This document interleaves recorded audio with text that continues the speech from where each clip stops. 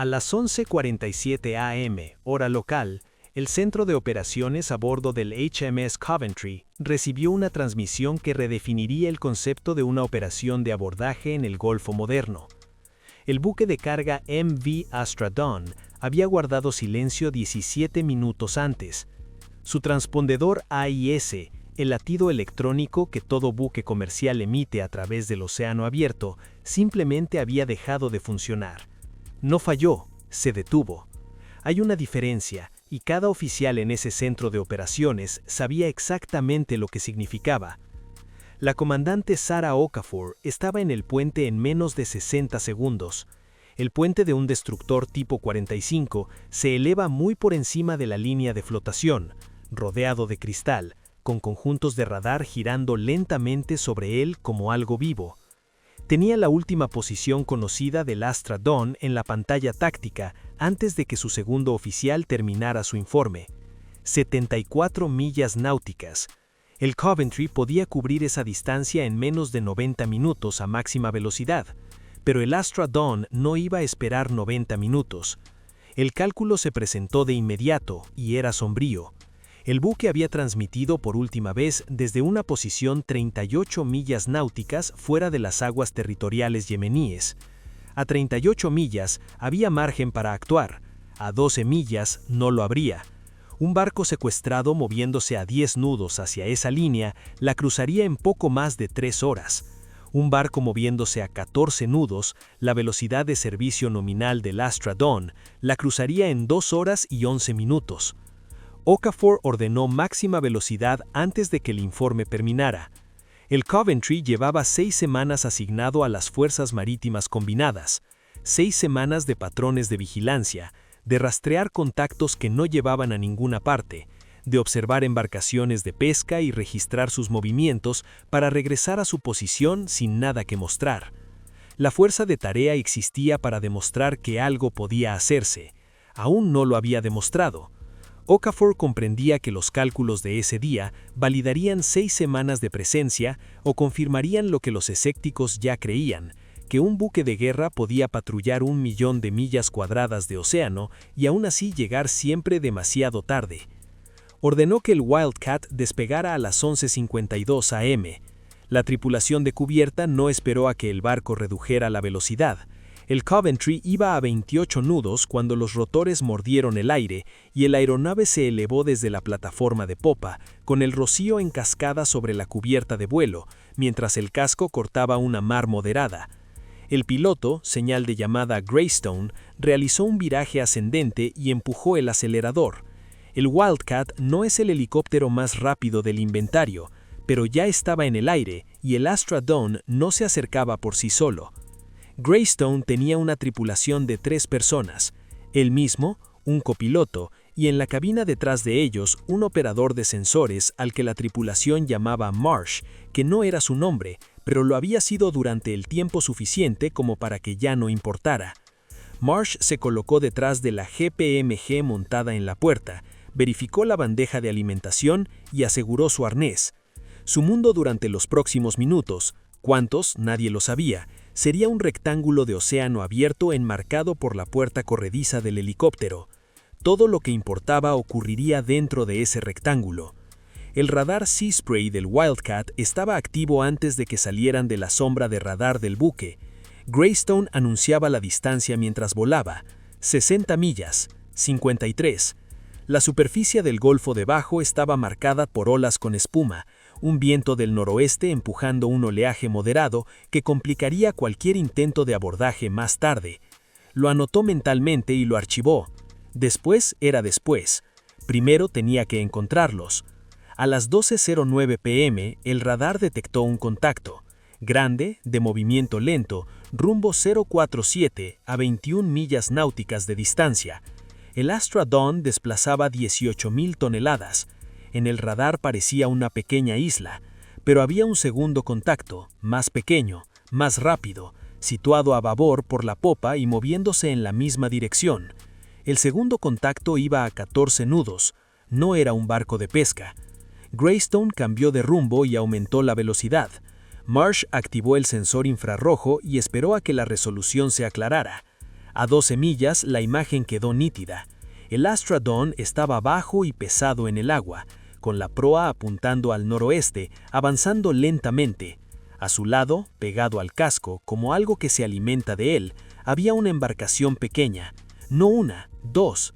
Una ya se había alejado, retrocediendo hacia el sur a gran velocidad, con una estela blanca extendiéndose detrás de ella.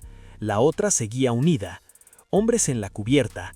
Hombres también en la cubierta del Astra Dawn, agrupados cerca de la superestructura del puente, no moviéndose como se mueve la tripulación, moviéndose como se mueven las personas cuando alguien les ordena que no se muevan en absoluto.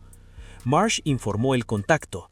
2 embarcaciones pequeñas, la segunda ya retirándose hacia el sur a aproximadamente 22 nudos, de 7 a 9 personas visibles en la cubierta del buque, múltiples personas a bordo, en la embarcación restante.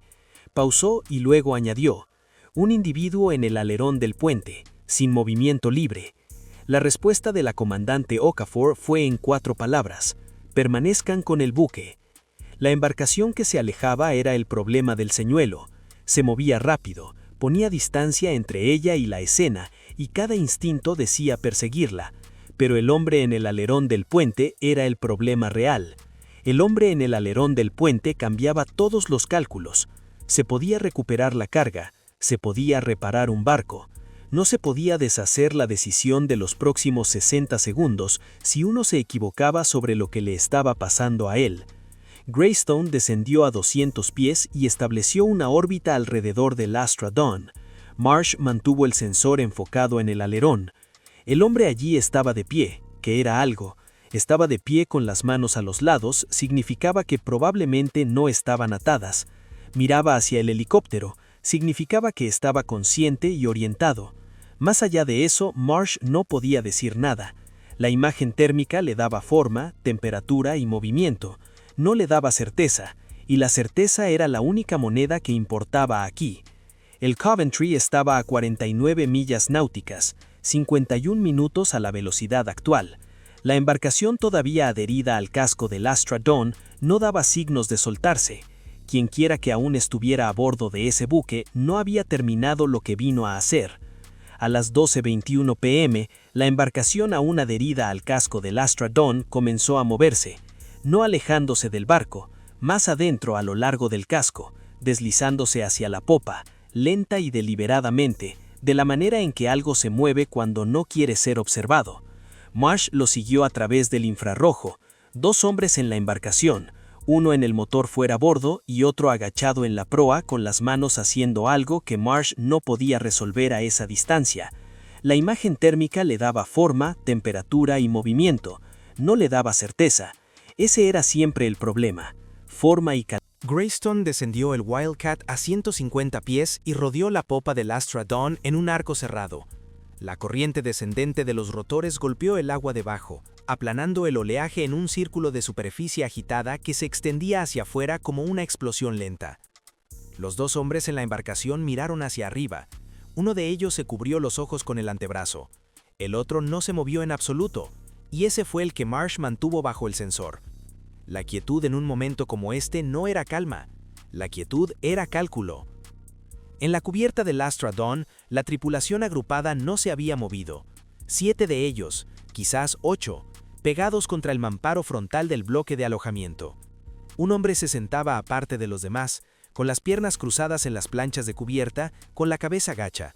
La imagen térmica mostraba su temperatura ligeramente elevada contra el acero más frío.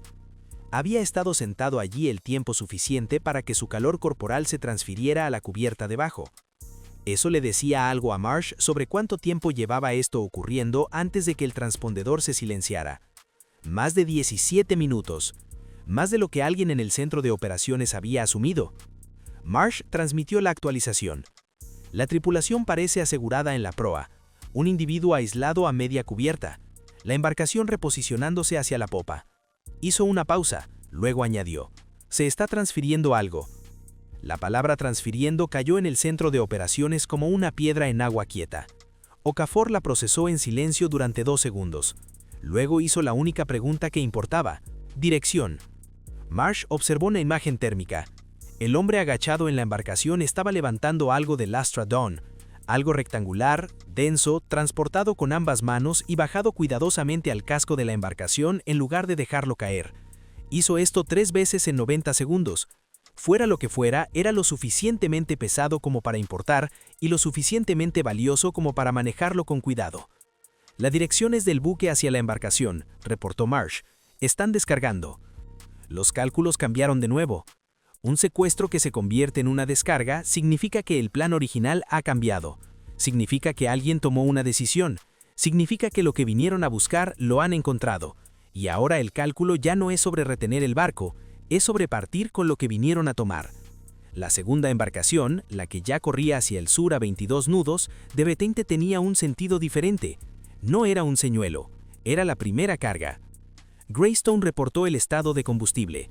40 minutos de tiempo de permanencia restantes al consumo actual. Lo dijo con calma, la manera en que los pilotos reportan combustible, que es la misma manera en que los médicos reportan números que significan algo serio. 40 minutos. El Coventry estaba a 38 minutos a máxima velocidad. El margen era de 2 minutos en la dirección correcta, lo que significaba que no había margen en absoluto al parecer. Okafor ordenó al Wildcat intervenir en el movimiento de la embarcación sin escalar. La formulación era precisa porque tenía que serlo. Intervenir sin escalar significaba todo lo que no fuera la GPMG. Significaba ruido y presencia, y el peso psicológico de una aeronave militar a corta distancia. Significaba que Greystone haría con la corriente del rotor y el ruido del motor lo que aún no podía hacerse con el arma junto a la que Marsh tenía la mano apoyada. Greystone bajó el Wildcat a 80 pies y se posicionó directamente sobre la embarcación, en posición estacionaria. La corriente descendente del rotor golpeó el agua alrededor del pequeño bote como una detonación sostenida, el rocío brotando en todas direcciones, y la superficie arremolinándose en blanco debajo de la aeronave. El ruido era total. Los 2 hombres en la embarcación dejaron de moverse. El que había estado transfiriendo la carga se puso de pie, un error que casi le cuesta el equilibrio cuando la corriente descendente lo golpeó de lado. Se agarró al casco del Astra Dawn con una mano y miró directamente hacia el vientre de la aeronave. Marsh lo miró de vuelta a través del sensor. La firma de calor del hombre aumentó ligeramente. La adrenalina hace eso, eleva la temperatura superficial del rostro y las manos por fracciones de grado que un buen sistema térmico puede detectar. El hombre tenía miedo. El miedo era útil. El miedo a veces hacía que la gente se detuviera. El timonel de la embarcación arrancó el motor. Greystone lo reportó inmediatamente. La embarcación se prepara para partir. Ya estaba calculando ángulos de intercepción, ya pensando en lo que vendría después si huían, ya consciente de que el indicador de combustible no le importaba nada de eso. La voz de Okafor llegó con calma. No dejen que se vayan con la carga. El Wildcat avanzó y descendió a 50 pies directamente en el camino de la embarcación, en posición estacionaria. Una pared de ruido y corriente de rotor y consecuencia implícita bloqueando el único mar abierto que importaba. La mano de Marsh descansaba junto al gatillo de la GPMG, no sobre él. Las reglas de enfrentamiento no habían cambiado y no cambiarían hasta que algo las cambiara.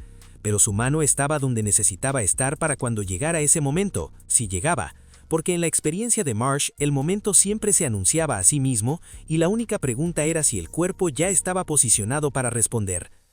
El timonel de la embarcación miró el helicóptero suspendido a 50 pies frente a él.